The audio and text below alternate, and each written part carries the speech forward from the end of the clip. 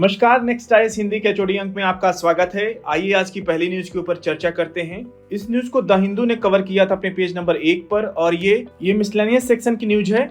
News ये है कि Gukesh is youngest world chess champion. D Gukesh ने रचा इतिहास, बने सबसे युवा विश्व शतरंज चैंपियन। चेन्नई के 18 वर्षीय डी गुकेश चीन के डिंग लिरेन को हराकर सबसे कम उम्र के विश्व शतरंज चैंपियन बन गए हैं और ये भारत के लिए बहुत गर्व करने वाली न्यूज बन गई है। गत चैंपियन चीनी ग्रैंड मास्टर डिंग लिरेन को 14 बाजियों के मुकाबले में उन्होंने मात दी। 22 वर्ष की उम्र में गैरी कास्पारोव इससे पहले सबसे कम उम्र के विश्व शतरंज चैंपियन बने थे। ये रिकॉर्ड था, रिकॉर्ड उन्होंने तोड़ दिया। अब बात करते हैं हिस्टोरिकल कॉन्टेक्स्ट यानी ऐतिहासिक संदर्भ की। तो दो एशियाई देशों भारत और चीन के बीच पहला विश्व चैंपियन मैच है और विश्वनाथन आनंद और डिंग लिरेन के बाद विश्व चैंपियनशिप जीतने वाले तीसरे एशियाई बने। लगभग 21.21 करोड़ रुपए यानी $25 लाख की इनामी राशि भी चैंपियन डी गुकेश ने जीत लिया है। ये इंडिया के लिए बहुत बड़ी न्यूज है। अगली न्यूज की ओर बढ़ेंगे। इस न्यूज को द हिंदू ने कवर किया था अपने पेज नंबर 1 पर और ये गवर्नेंस सेक्शन की न्यूज है जो जीएस पेपर 2 के अंतर्गत शामिल होगी। न्यूज ये है कि union cabinet approves bill on simultaneous poll. संसद के चालू शीत सत्र में विधेयक पेश कर सकती है सरकार। केंद्रीय मंत्रिमंडल ने लोकसभा और राज्य विधानसभाओं के लिए एक साथ चुनाव कराने के लिए 2 विधेयक को मंजूरी दी। एक विधेयक संविधान में संशोधन करने की बात करता है, दूसरा केंद्र शासित प्रदेशों की विधानसभाओं को अन्य विधानसभाओं के साथ जोड़ता है। प्रधानमंत्री नरेंद्र मोदी चुनाव संबंधी व्यय को कम करने और मॉडल कोड ऑफ कंडक्ट के कारण शासन में व्यवधान को कम करने के लिए एक साथ चुनाव कराने की वकालत करते हैं। और ये रामनाथ कोविंद समिति ने 7 देशों की चुनाव प्रक्रिया का किया था अध्ययन। एक देश एक चुनाव की संभावना तलाशने को गठित रामनाथ कोविंद समिति ने दक्षिण अफ्रीका, स्वीडन, बेल्जियम समेत 7 देशों की चुनाव प्रक्रिया का अध्ययन किया। ऐसे अन्य देश जहां एक साथ चुनाव होते हैं उनमें शामिल है जर्मनी, जापान, इंडोनेशिया और फिलीपींस। रामनाथ कोविंद का मानना है कि यह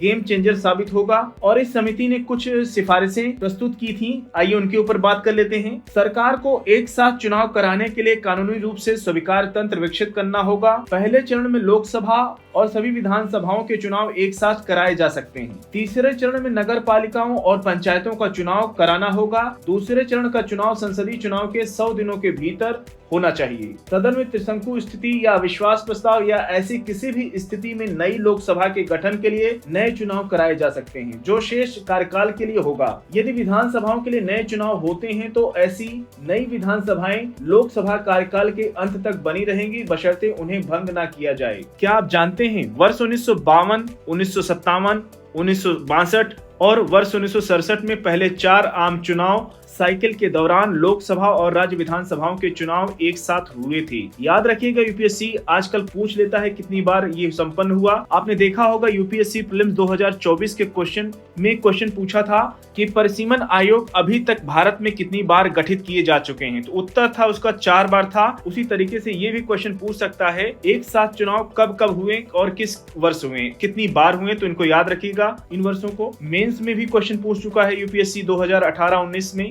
आगे भी पूछने की संभावना है निश्चित रूप से 2025 के एग्जाम में। अगली न्यूज की ओर बढ़ेंगे। इस न्यूज को द हिंदू ने कवर किया था अपने पेज नंबर 14 पर। इन्वायरमेंट सेक्शन की न्यूज है जो जीएस पेपर 3 के अंतर्गत शामिल होगी। न्यूज ये है कि बीजिंग्स वार अगेंस्ट एयर पोल्यूशन। बीजिंग की एयर क्वालिटी दिल्ली के मौजूदा स्तरों के समान थी लेकिन वर्ष 2015 से प्रदूषण में 1/3 की कटौती करने में सफल रही। अब बात करते हैं बीजिंग के उपायों की। उनके पोल्यूशन यानी प्रदूषण का क्या सोर्स था। एक तो था कि कोल कंबस्टन यानी एनर्जी स्ट्रक्चर के कारण और दूसरा परिवहन और इंडस्ट्रियल एक्टिविटीज के कारण। अब इसके लिए क्या उन्होंने स्टेप उठाए थे, क्या कदम उठाए, उसके ऊपर बात कर लेते हैं। बिजली संयंत्रों में अल्ट्रा लो एमिशन रिनोवेशन और क्लीन एनर्जी का विकल्प, डीजल पार्टिकुलेट फिल्टर वाले वाहनों को फिर से तैयार करना और उच्च उत्सर्जन करने वाले वाहनों को हटाना यानी उनको समाप्त करना, मेट्रो और बस के इंफ्रास्ट्रक्चर की मरम्मत करना, इंडस्ट्रियल और कंस्ट्रक्शन एक्टिविटी के लिए पर्यावरणीय आवश्यकताओं को कड़ा करना। अब बात कर लेते हैं कि लेसन फॉर दिल्ली यानी दिल्ली के लिए क्या सबक मिला है उससे। एक कुशल बस मेट्रो इंटीग्रेटेड ट्रांसपोर्टेशन सिस्टम को लागू करना, सब्सिडी वाले पुराने वाहनों को समाप्त करना, साइकिल और पैदल चलने के लिए लेन बनाना और क्रॉस सब्सिडी पर विचार करना, एनर्जी सप्लाई सिस्टम की मरम्मत करना और सोलर रूफ को सब्सिडी देना और उन्हें ग्रिड से जोड़ना शामिल है। अगली न्यूज की ओर बढ़ेंगे। इस न्यूज को द हिंदू ने कवर किया था अपने पेज नंबर 16 पर और ये डिजास्टर मैनेजमेंट की न्यूज है जो जीएस पेपर 3 के अंतर्गत शामिल शामिल होगी। न्यूज ये है कि Lok Sabha passes bill to amend the disaster management act of 2005। Lok Sabha ने राष्ट्रीय और राज्य आपदा प्रबंधन प्राधिकरण के कामकाज को मजबूत करने के लिए एक विधेयक पारित किया, जिसमें केंद्र ने जोर देकर कहा कि यह कानून राज्य सरकारों को आपदाओं से बेहतर तरीके से निपटने में मदद करेगा। सदन ने आपदा प्रबंधन संशोधन विधेयक 2024 को ध्वनि मत से मंजूरी दे दी। विपक्षी सदस्यों द्वारा पेश किए गए कई संशोधनों को नकार दिया गया। केंद्रीय गृह राज्य मंत्री नित्यानंद राय ने कहा कि राज्य सरकारों ने आपदा प्रबंधन अधिनियम 2005 को लागू करने में कई कठिनाइयों को चिन्हित किया था। उन्होंने कहा कि नया विधेयक न केवल उन्हें दूर करेगा बल्कि आपदा प्रबंधन प्रणाली को भी मजबूत करेगा। विधेयक आपदा प्रबंधन के क्षेत्र में कार्य करने वाले स्टेक होल्डर यानी हितधारकों के बीच क्लैरिटी एंड कन्वर्जेंस यानी स्पष्टता और अभिसरण लाने का प्रयास करता है। तो ये बहुत इंपॉर्टेंट अमेंडमेंट है, इस पर नजर बना के रखिएगा, क्वेश्चन पूछ सकता है। अगली न्यूज की ओर बढ़ेंगे। इस न्यूज को द हिंदू ने कवर किया था अपने पेज नंबर 26 पर और हेल्थ सेक्शन की न्यूज है। न्यूज ये है कि what is disease X and why the world should prepare for it. दिसंबर 2024 की शुरुआत में डीआरसी यानी कांगो लोकतांत्रिक गणराज्य में एक प्रकोप ने 400 से अधिक लोगों की जान ले ली, जिससे चिंता पैदा हो गई कि यह डिजीज एक्स का एक उदाहरण हो सकता है। और डिजीज एक्स वर्ष 2018 में WHO द्वारा गढ़ा गया एक शब्द है जो एक अज्ञात रोग जनकों को संदर्भित करता है, जो वैश्विक स्वास्थ्य संकट को ट्रिगर कर सकता है, उनको मजबूती दे सकता है, उनको बल दे सकता है। इससे अनएक्सपेक्टेड प्रकोपों के लिए तैयार रहने के लिए अवधारणा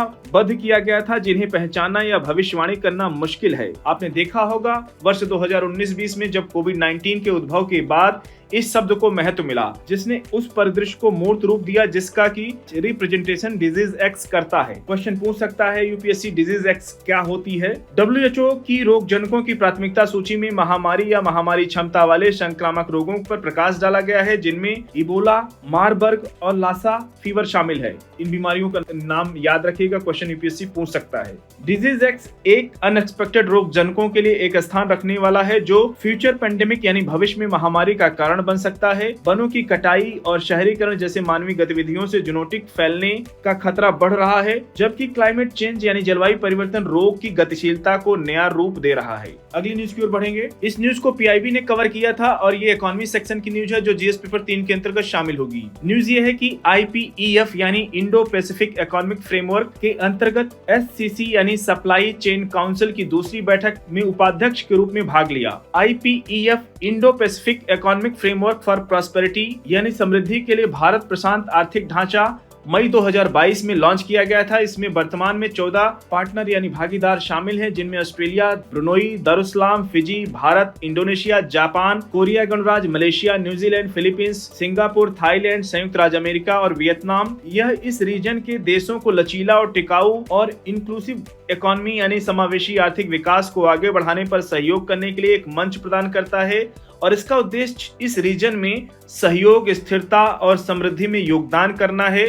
IPEF यानी Indo Pacific economic framework for prosperity में सहयोग के 4 पिलर हैं, 4 स्तंभ शामिल हैं। उनमें पहला है व्यापार, दूसरा सप्लाई चेन, तीसरा है क्लीन इकोनॉमी, चौथा है आपका ट्रांसपेरेंट इकोनॉमी यानी निष्पक्ष अर्थव्यवस्था। इनको याद रखिएगा, यूपीएससी स्टेटमेंट फॉर्म में क्वेश्चन पूछ सकता है। साथियों, आज के चोटी अंक को यहीं पर समाप्त करते हैं। मिलते हैं नेक्स्ट अंक में कुछ और इंपॉर्टेंट न्यूज के साथ। तब तक जुड़े रहिए नेक्स्ट आईएएस हिंदी के साथ। धन्यवाद।